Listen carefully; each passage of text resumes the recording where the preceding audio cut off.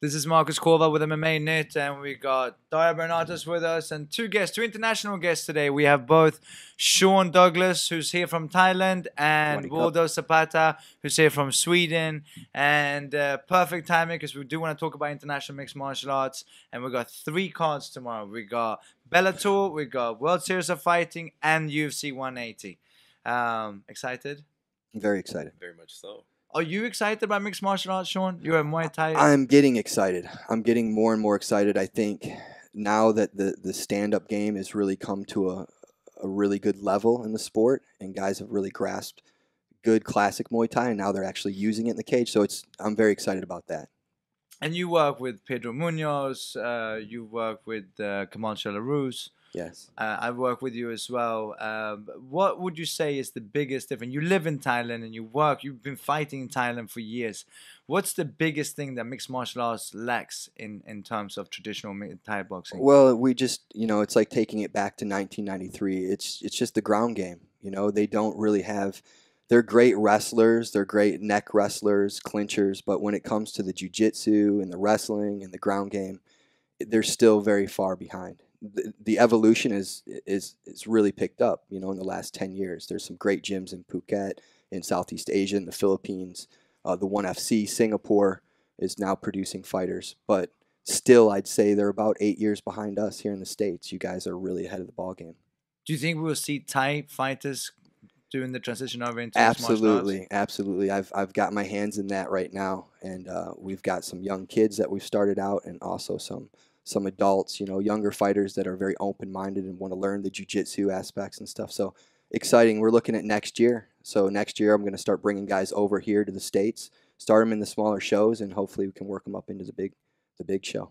And you've done that, Waldo. You work with guys who come from a stand-up background, K1 fighters such as world champion Jürgen Krut. You worked with several fighters, Abidjouf. Yeah, a bunch. What's the biggest problem in the transition for a stand-up fighter?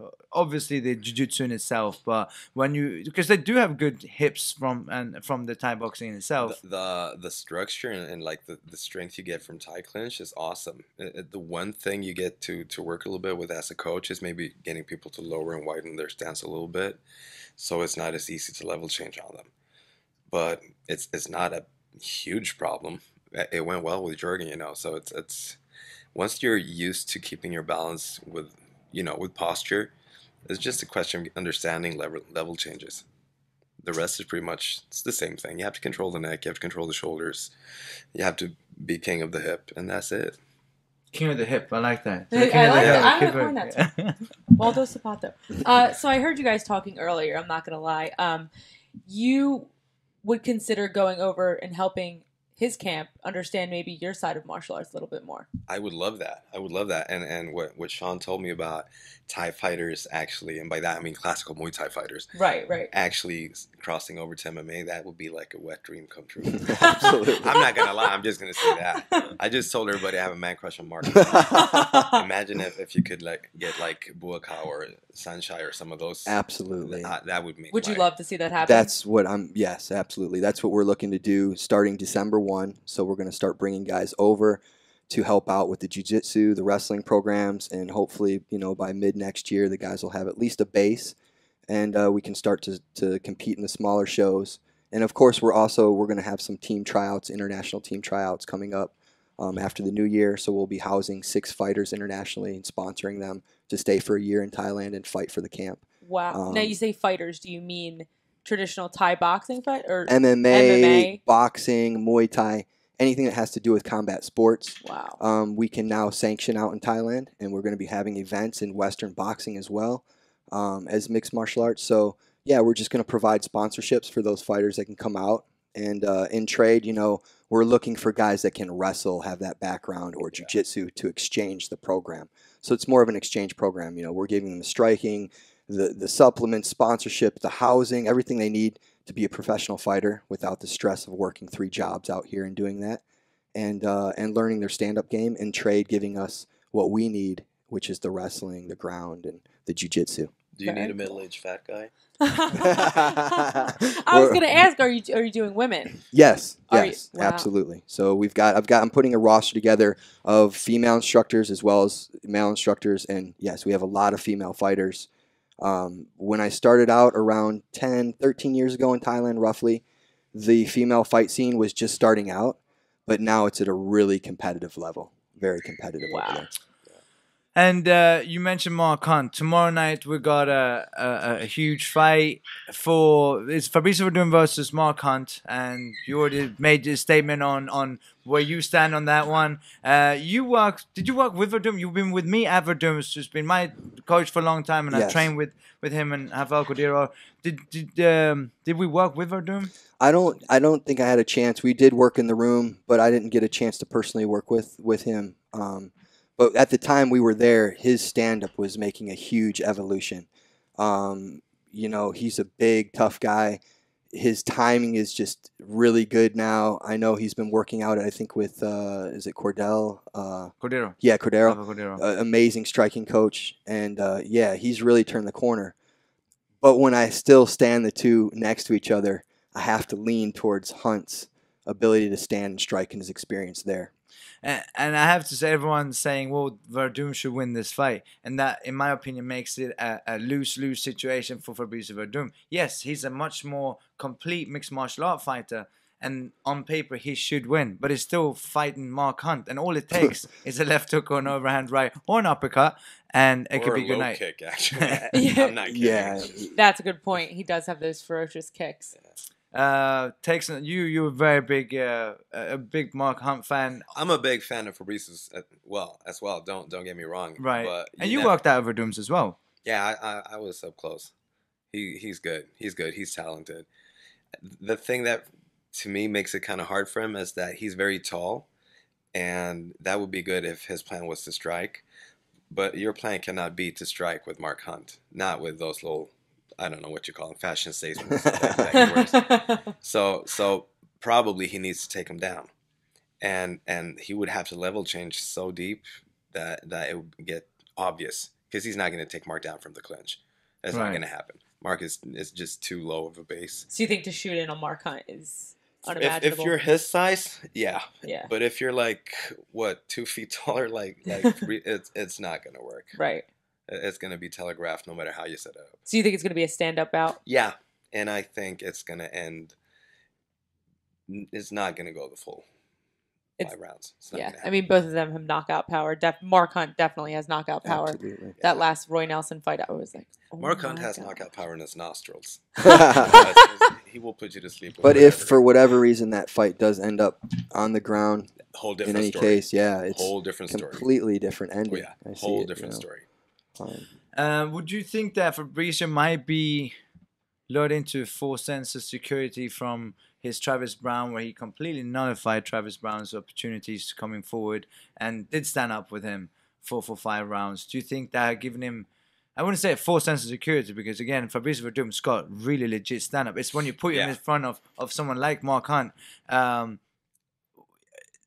Do you think that'll be a mistake, even though he has that reach? No, honestly, I think Fabricio has really good stand-up, especially for a heavyweight his size, and he moves fast, and he has been evolving, like you said, really, really fast the last couple of fights.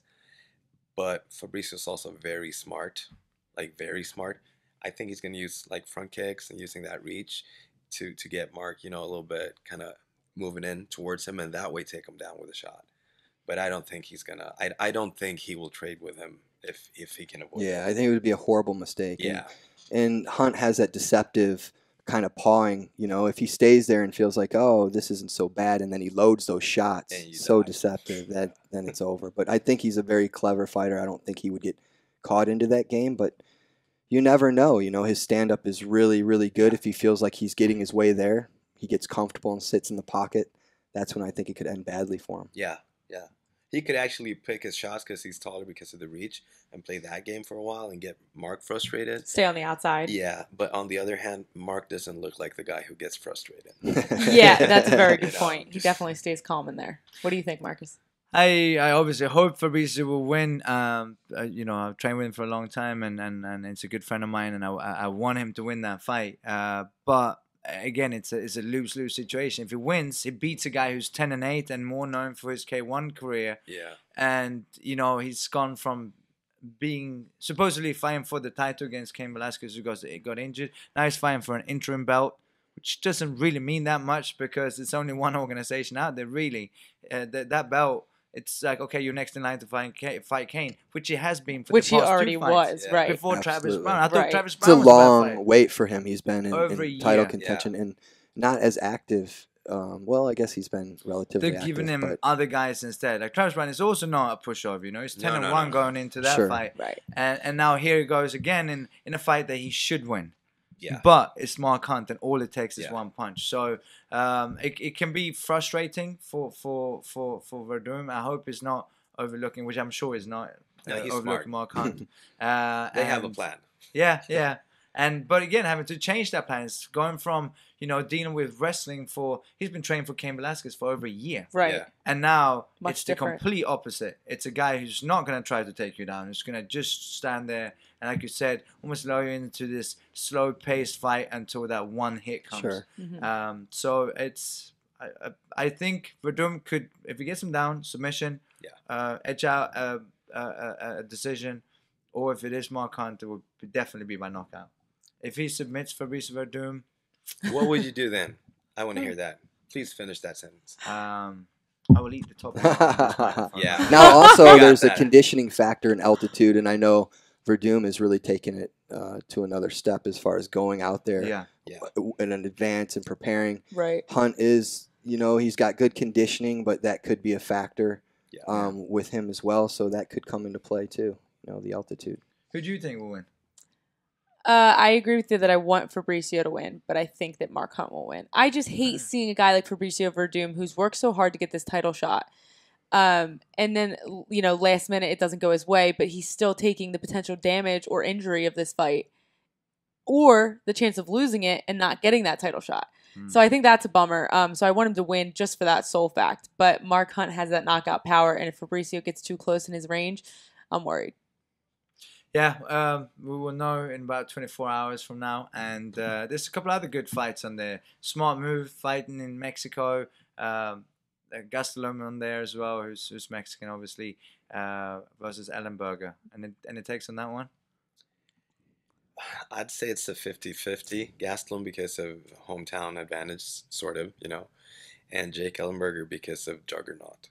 You know, it's just going to be a 50-50. I agree. I'm right there with you, Waldo, on that one. I think Jake's really prepared for this one. He's dangerous. It just depends on who shows up. Yeah. But it's, you know, it's a 50-50, I think. I think Gastelum actually got it. He's got that typical Mexican heart. And Ellenberger in the last couple of fights doesn't like getting hit. We saw it against Rob. His last fight we lost. Yeah. To what's his name? Yeah. So we're professionals. Whatever his name That's is. good. We have Vince here. Southpaw. Strike force champ. Overhand left. This is good. Yeah, it's gonna get it. We got Wikipedia coming. Anyway. Yeah.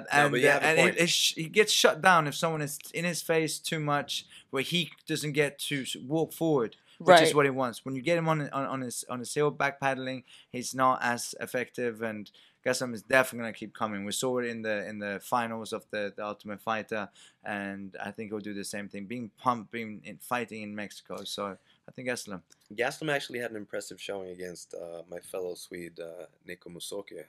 Yeah. Like 1 or 2 fights back, right? Yeah. Where he actually took a severe beating the first round, like a severe beating. Yeah. Right. And then just Musoke is good and punches hard. Musoke is good, and he kicks like a mule too. And then he just came out round 2 and played the Mexican game. Was like, andale, and they went at it. You know? So which was cool. I like that. Robbie Lawler was the Robbie. fight. Oh. How could you forget that name? I said Rob. I was just He hit for some so reason. hard you forget his name by watching. Absolutely. By watching the fight. Yes. American Top Teams, Robbie Lawler. Yes, madam. Didn't you train there? I did. Yeah. That's how I know. No, even before, right? Pat Miletich. So when I was out with Miletich years ago, it was one of the first MMA camps I went to. Was Lawler there at the time? Yes, they all were there. Oh, Jens really? Pulver, Pulver Robbie was Robbie was like there. Tim, Sylvia. Yeah, Tim was Jeremy just Moore. kind of the new guy Matt. on the block at the time when I had arrived, but it was packed. That was the camp to be That at. was the champ camp. Yeah. That was you had Matt. Matt Hughes. Matt Hughes. Jeremy Well, was the they even champ at had the time, Jeremy matchmaker Moore. down there at the bar. So what was it, Silva? All of them were there. So after the training, they'd go down to the pub. Most of the guys would work security there. They had a ring set up inside, and they would fight each other every night. So Jens had probably 100 fights in that bar before he ever. I mean, all of us could go down there. You just sign a waiver, and the matchmaker for the UFC now used to sit there in the corner. Joe Silva. Yeah, and he would, look at the fights and he'd pick guys. That was the very beginning, Really? Yeah, it was a Were little those considered smokers? smokers or what you could fight anyway. They had even the sumo suits. You could do boxing, you could get the sumo suits on, you could do a jiu-jitsu bout. I had went up there with a fighter. He doesn't compete anymore. It was a King of the Cage fighter, Dave Nags, back then. We went up there to train with Pat, and we stayed in a little hotel, and Laverne Clark and Tony That's way back Fricklin. when. and- So that was back when I was over there at Pat's place years ago. And you do have a few stories. You fought. How many fights have you had in Thailand? In Thailand, I went 22-4. In Thailand. In Thailand. A lot of fights countryside, temples, which would be considered smokers, but they're pro fights, but we would get paid $15 for them. Yep. But elbows, knees, everything. And then I worked my way up and got to fight in Bangkok at Lumpini Stadium, the old original stadium. Before it was sort of just open to promoters being able to, promote shows to bring tourists or international fighters. You had to work your way in. So I competed against 7 Thais and beat 7 Thais to compete at Lumpini and won my Lumpini fight in the 4th round by knockout. So that was sort of that's when I could have hung it all up for me. I never thought I'd obtain that or touch that stadium or arena. So for me to do that in Thailand at the weight class I did it. That's impressive. It was That's impressive. What weight class? And 135 pounds. he was actually the King of the Cage 135 champion. So Sean is very humble, but he won the King of the Cage belt in Singapore with Yeah. very little grappling experience. But to be honest, at the time it was in the beginning of the sport, so it would be like taking me back into '93, like Hoist, putting a bunch of tough guys in there and giving me enough, tools to really make them look bad. So I was on board with the whole promotion to bring mixed martial arts to Singapore. So the promoter Sasha brought over King of the Cage. The event was going to be shut down because of the laws and the government. So there was only a few of us that decided to stay and risk going to jail, and he was a close friend, so I competed. And for that, I got to fight for a title that night. So I did become the bantamweight title, rear naked choke. Probably the easiest fight of my life, to be honest with you. But great experience. And yes, we were on the forefront. We were on the beginning of that whole thing in Southeast Asia.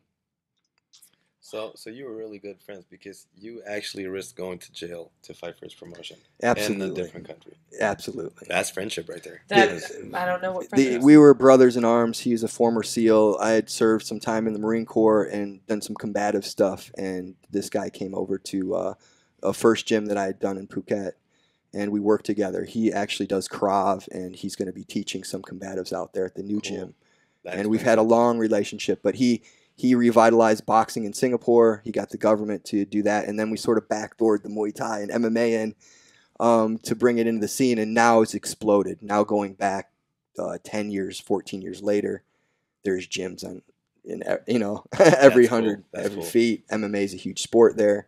1FC, a lot of promotions out of that area now in Singapore. And Rich Franklin's a part of that now. Rich, a lot of the guys started to migrate over. Swick has a camp over in Thailand as well. Yeah. A lot of the guys started to come through the original camp that I built. And, it's a great environment. It's cheap for fighters to live. You can train full time. You don't have all those stresses that you would here in the States. And the striking there's nowhere like it on the planet, to learn striking. So if you're good at jiu-jitsu or you have a good wrestling base, it's a great place to go live for a couple of years, Yeah. You've been to Thailand as well, right? With a lot, and that's where Swedish fighters will go, such as Jürgen Krutz, Abidjouf, Rickard Nordstrand. Did you ever get to corner down in Thailand? No, I didn't. I the times I've gone over to Thailand have been more of a vacation thing, but I always end up teaching anyway. Like if I show up, they're like, hey, could you teach class for a couple of days? I'm like, yeah, sure. You have, I don't know, coconut water? So, but it's just like Sean says, it's an insane environment. If you want to learn striking that actually hurts bad, go to Thailand. It's just different. And we got a bunch of good Swedish Thai fighters that now have crossed over into mixed martial arts, such as Abujov, which is great. He's actually fighting next weekend. No, the 29th. He's fighting his third pro fight now. Amazing fighter. Yeah. You remember you met Ab as well, yeah, who had Anderson Silva stop and watch him train, spar, just because he looks more like Anderson Silva than Anderson Silva. I've been lucky and blessed to pad a lot of great fighters, explosive, big fighters, and I will say that I went home for 2 days after padding him at Werdum's. It hurts. And I thought my hands were fractured. Really, I thought he had fractured my hands. I was like, wow, I've never had my hands swell like this. I even mitt guys with no mitts on my hands. Yeah. And they're relatively conditioned. So he's very impressive. Yeah, very impressive fighter. His second fight, he won by knockout, one kick to the liver. And by that we mean it was one kick delivered the whole fight. Pow! That was amazing. Explosive power. And you work with Abu. You actually brought Abu to the US for his first training camp to learn how to wrestle. And have you worked with Nico Masoka, who I'm very impressed by? I saw him at the Rumble Golden Ring last year when Frida Wahlberg was very badly injured with a she had bleeding on the brain, and was in a coma for a while. But Nico fought on there, and I was very impressed by his fighting. I would say Nico is like the hidden gem from Sweden. That kid has a future. He's very talented, insanely disciplined, and he's just devoted. Like he will stop at nothing, which is cool, which is awesome. And he's so talented, it's sick. He's like a younger version of Abe, but with grappling too. And he's had some great showings in the UFC, some really good fights, like you said, for Gastelum. And coming back to Sweden, the UFC coming back on January 27th? 24th. 24th. He's fighting a Russian guy. I can't remember who it was. Russian's always dangerous. Yeah. But Alexander Gustafsson is finally getting a chance to step back into the cage now against Anthony Rumble Johnson. I guess the Twitter war, it worked out. Small move.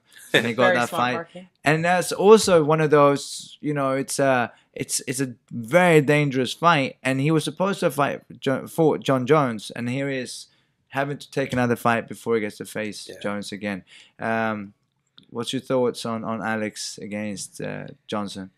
Alex has all the tools to beat him, definitely. Like his footwork is way superior. He's faster. He can pick his shots. He's very precise.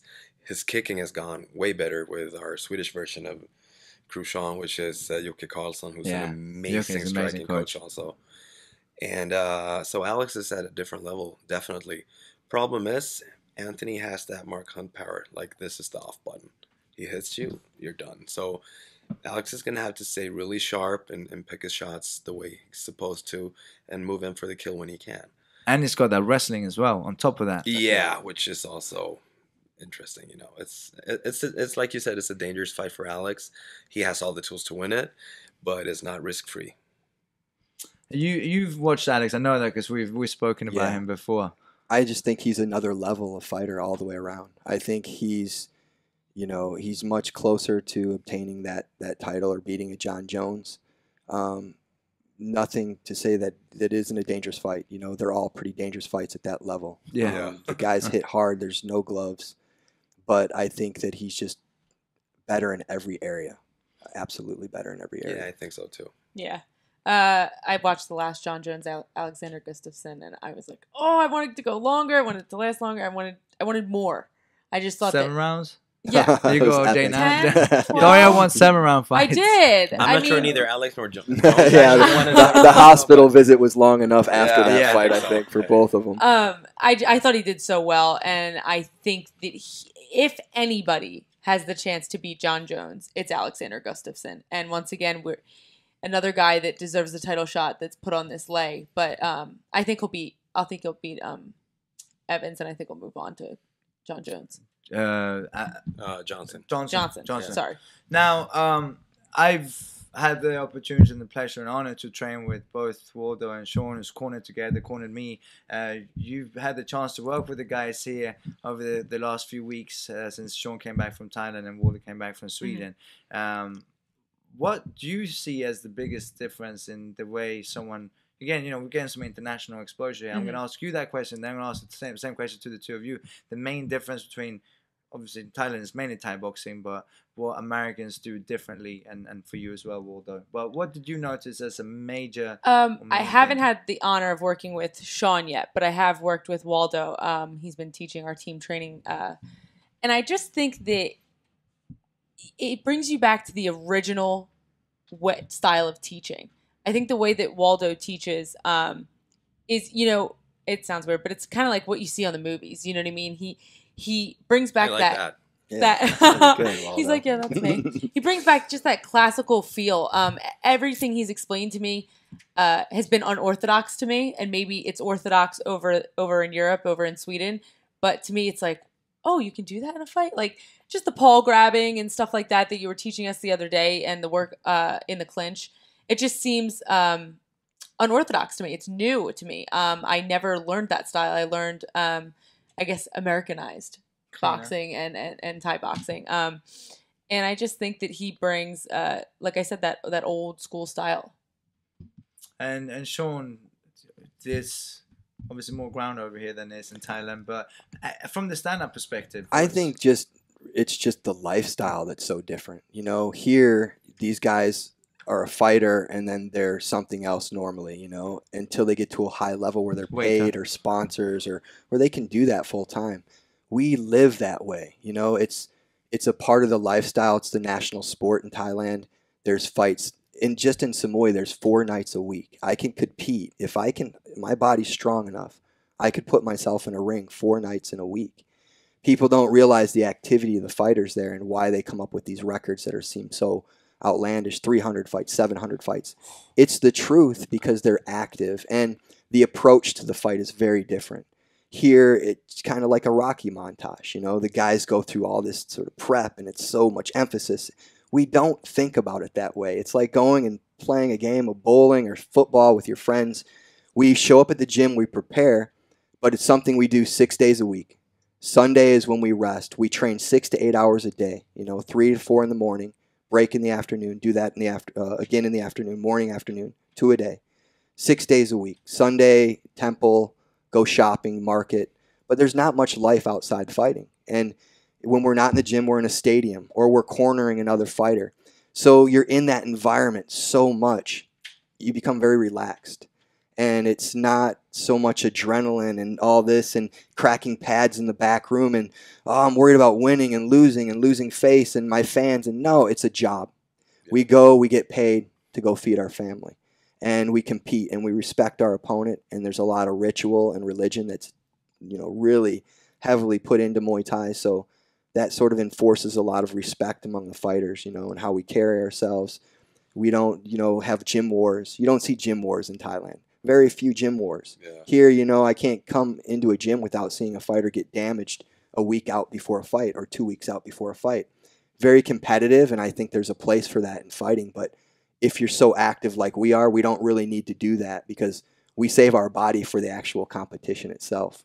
Nice. So I think overall, it's just a completely different approach and environment. So if you're in there so long, it just really makes you comfortable with the idea of fighting and competing and putting yourself out there like that. So I hear that, and I wonder how our Americanized way, like he said, there's all that hype, there's all that, you know, pre-fight drama. How could we compete with these guys? You know what I mean? I mean, we do. We see it in the UFC. We see it in other organizations. But, I mean, these guys eat, sleep, and breathe Muay Thai or MMA. And I just wonder, like, how do you think that the two styles play out against each other in the cage? The big difference I see, you know, and you can see how impressive that is to train from 8 years old up and 8 hours a day. But then you can bring that individual in a cage and he lasts less than 30 seconds against a guy with 6 months of basic training and everything. It doesn't look great, but that's the reality, you know, that these guys can come and wrestle and take down a Yodson Clyde or a John Wayne Parr in seconds, and Game over. Yeah, game over. But you know, once we start to implement that, I don't see a work ethic much like it on the planet. I've been able to live in Japan, Korea, over in different places all over the world and study martial arts. And these guys, it's a part of their culture. It's in their blood. You know, they're sort of raised to do that. And unfortunately, a lot of the kids don't go to school. They're not educated. Their life is fighting. So outside of that fighting, there's not much left. You know, they're retired at 23, 24. They can't write their own name. They can't read. So what does that leave them? You know, door work, security, bodyguard work, trainers. And, you know, it's a really sad sort of cycle. Some of the athletes I've been exposed to that would be on a major platform here and make lots and lots of money because they're never going to, you know, come outside that village or have that exposure. You won't see it. But, yeah, I think once we implement the MMA, it's going to be very hard to compete. That's what I mean. Once level. you get those high-class wrestlers. You know. Do you see Thais in the UFC in the future? Thai champions. I really do. You know, just the whole. I mean, even the nutrition over in the country, the fighters now they've got like 6-foot ties. It's becoming. it's becoming. They're drinking milk. There's protein in the country. Oh, that's literally when I arrived, that didn't exist. Condensed milk. Crack eggs in a cup. They'd put a little soy and make me drink that in Bangkok in the morning like Rocky, you know. That was protein. It would make me horribly nauseous and sick. I wasn't into drinking a glass of snot every day. Really? You know, give me weird. some protein. I'm good to go. But this has all just happened with the exposure and the MMA guys coming over. Right.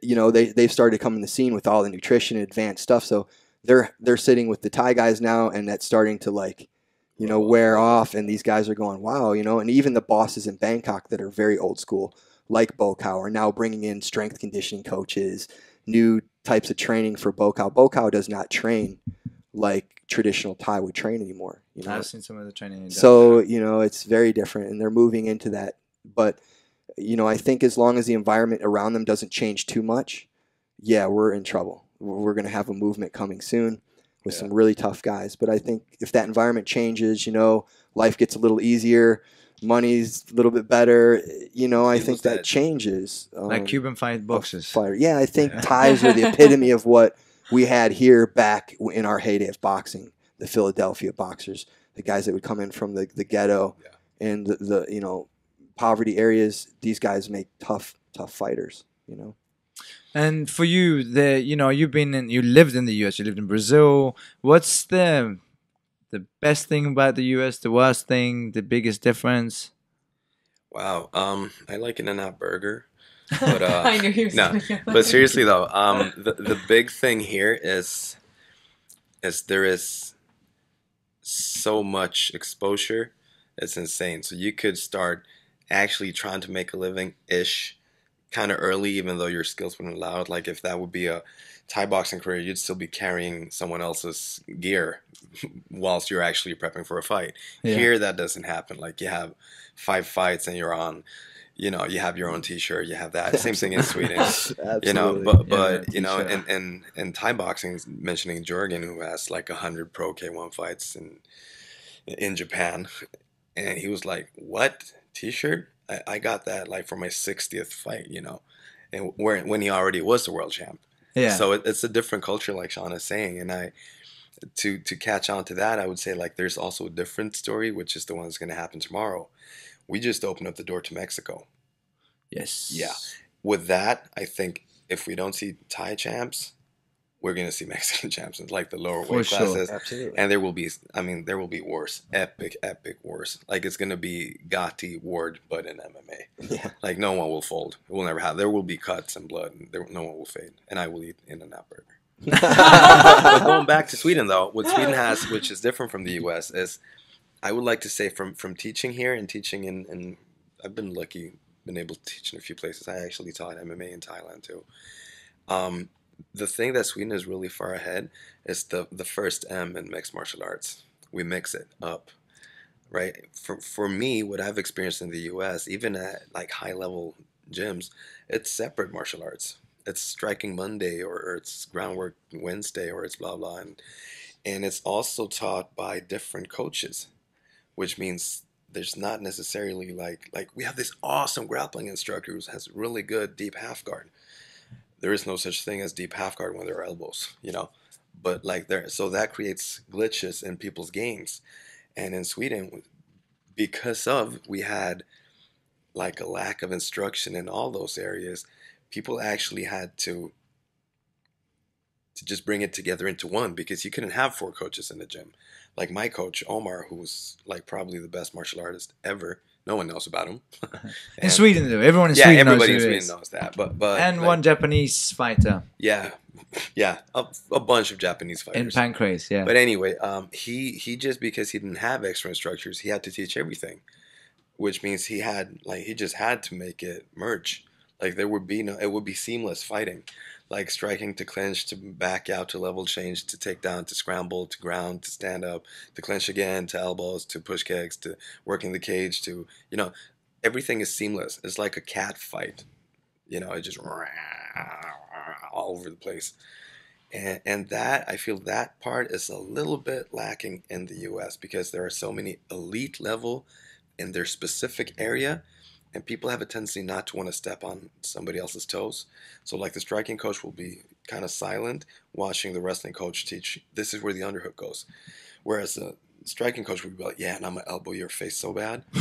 Because That's you a need really to, good point. Right when you said that, I was thinking, because you need to overhook that arm or you will get elbowed.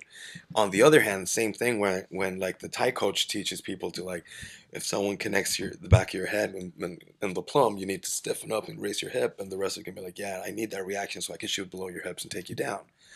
You know, and it's like there's a lack of communication, which leads to really, really awesome skill sets, but they're not really connected. It's like SMA fighters instead of MMA fighters. not working together, right? Yeah. What's the S for?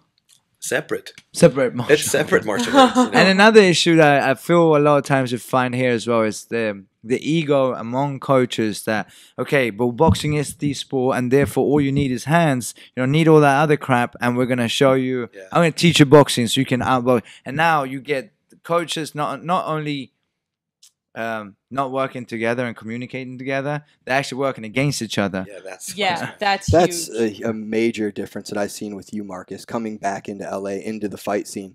When I left the States, a lot of politics, and I know that still exists. You know, you can't train with these guys, you know, won't train with them, and everyone's bad-mouthing everybody. But coming back with you, you know, I've been in probably every gym in Los Angeles. You're very open to that. You know, you go and obtain all the information you can get. You surround yourself by guys that are going to get you to the top. I admire that, you know, and if more people would do that and do it honestly. There's a lot of people saying they're doing that today, but they're not, you know. If they honestly cross-train, the evolution would be just much faster and greater. But yeah, I really like the scene that you guys do here at Systems and the guys you work with. I don't see it. I get to travel and tour and do seminars. Most of it's very separate.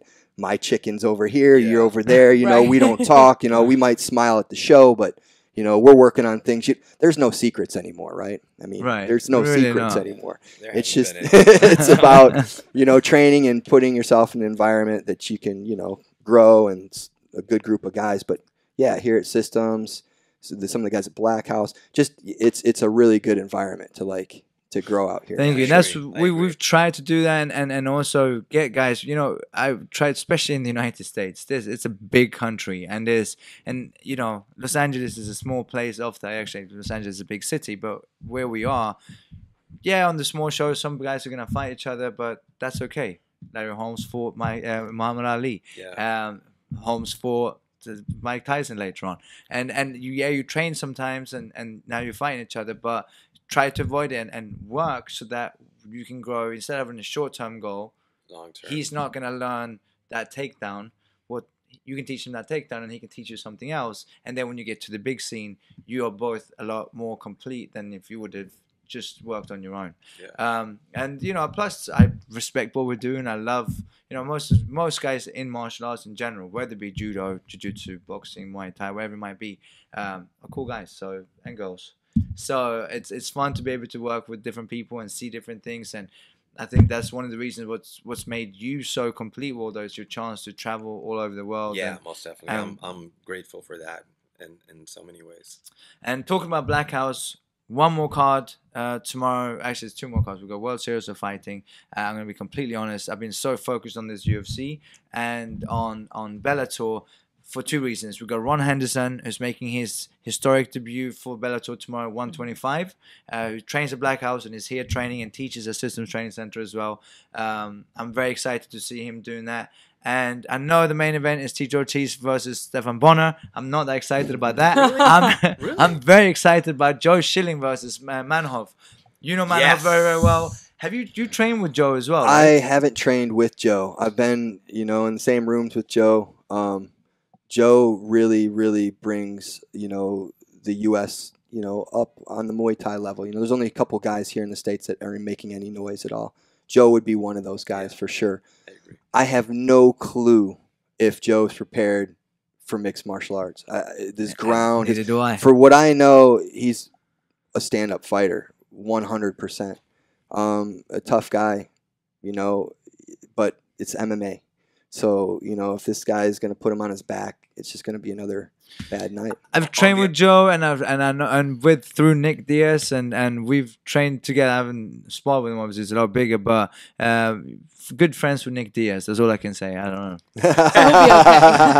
On the other hand, I was gonna say that Melvin Manhoef is not known for his grappling. No. No, he is, however, known for being the chocolate version of Mark Hunt. He is also the one person who actually put Mark Hunt to sleep. Yes, he did. Junior put him on his butt. Manhoef put him to sleep. Yeah. Right. Yeah, with his hand, Yeah. weighing like The 25 only- pounds less. The only one. Yeah. So if Shows you that. can stop Mark Hunt with a punch, you can stop anybody. Yeah. So that is also an interesting. On the other hand, his conditioning is close to mine, so he gets tired. I was kidding, Melvin. Please, I was kidding. We saw him get tired actually here in Los Angeles at Glory. Yeah, where both we of were- them fought, Yep. not each other, but they fought on the same show. dangerous fighters, Melvin, very dangerous fighter, very dangerous. I hate to be in there, be like, break the clinch. Yeah. Yeah. Since we're talking about Bellator and there is a main event and it takes on Tito Ortiz versus Stefan Bonner. Wow. Yeah. Yeah. Left speechless. I would probably go to sleep for that one. No, man, it's just that it's done for them, It's done for them. I loved what Tito did for the sport, and even in his bad boy days, he was amazing, aggressive fighter. You just haven't seen anything from him for a very long time, except for what he talks about and the hype of the show and all that and the production. But the fight itself, I can't see an exciting fight here. I don't see an exciting fight here. If they were to fight in a parking lot and it meant something personal to them, I'd be more excited, honestly, because it'd be over quick, and no matter who wins. Now they're so professional about it. They both know they're done. It's payday, so they're at the other side of the coin of being professional, to where it's like, yeah, I'm just gonna do my hours and then I'm done. Yeah. So I'm not really that excited. Yeah. I mean, if there's an accidental headbutt, someone pokes someone's eyes and kicks them in the nuts and they get pissed, yeah, that could be interesting. But except for that, no, sports-wise, not really, honestly. You know what I think about the antics leading up to this fight. So What about the fight in itself? Nothing? I haven't. I was interested in Stefan Bonner when he was on The Ultimate Fighter Yeah, that was a while A few ago, months right? ago. a few years ago, Yeah. decade. We will see tomorrow. You got World Series of Fighting. You got UFC 180 and Bellator on the same night. Smart business move or not so much? For who? For whomever, all three organizations. I'm pretty sure that UFC had this set out in stone way before both Bellator and World Series of Fighting. Well, then did. it was stupid for World Series of Fighting and stupid for Bellator. I would like to quote you, Marcus, a couple of minutes back. There is only one organization out there. Yeah. And that sort of answers the question. Until they decide to buy up the other organizations Yeah. and wipe them off the map. And then there really will be one. Yeah. Yeah. We'll see tomorrow. Thank you guys for coming in. Sean, Samui Fight Camp. .com, yeah. .com, Waldo Zapata, Viva Zapata BJJ. BJJ.com, and Daria. Just Google Daria and Just she'll Google come up. my name. Thank you for Okay, coming cool. in, guys. Thank you. Alright, Thank you thanks, for having guys. us. Thanks.